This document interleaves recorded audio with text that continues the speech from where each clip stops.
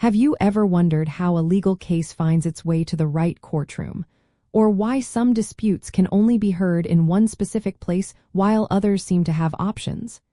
It is a fundamental aspect of our judicial system. Exclusive and concurrent jurisdictions are determined by specific laws and legal principles that delineate the authority of federal and state courts.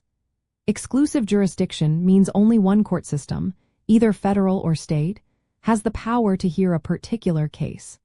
Concurrent jurisdiction means that both federal and state court systems have the power to hear the same type of case. The determination of whether jurisdiction is exclusive or concurrent stems from the constitutional framework and statutory provisions enacted by Congress and state legislatures. Federal courts have exclusive jurisdiction over certain types of cases as expressly granted by federal law. For instance, matters involving bankruptcy, patent and copyright infringement, admiralty law, and cases where the United States is a party almost always fall within the exclusive purview of federal courts. On the other hand, state courts typically have exclusive jurisdiction over matters such as family law cases, including divorce and child custody, and probate cases, which involve wills and estates.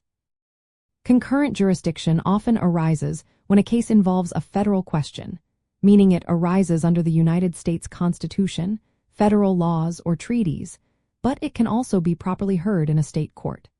Another common scenario for concurrent jurisdiction is diversity of citizenship, which occurs when the parties to a lawsuit are citizens of different states, and the amount in controversy exceeds $75,000.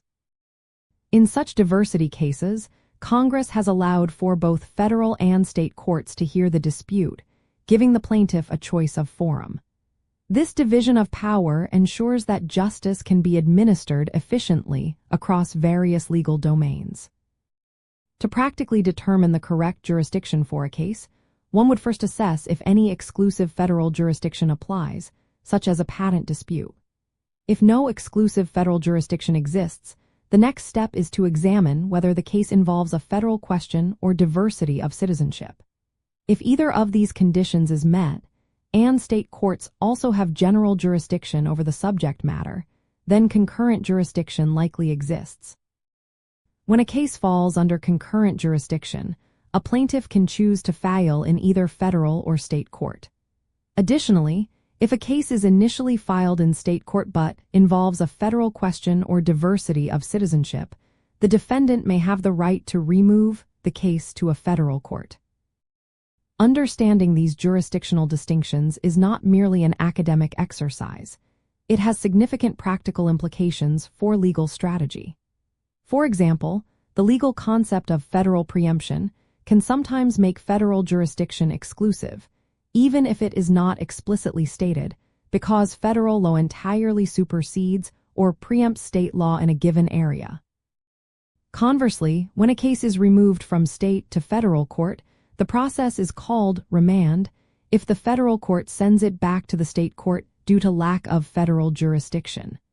These terms highlight the dynamic interplay between state and federal court systems.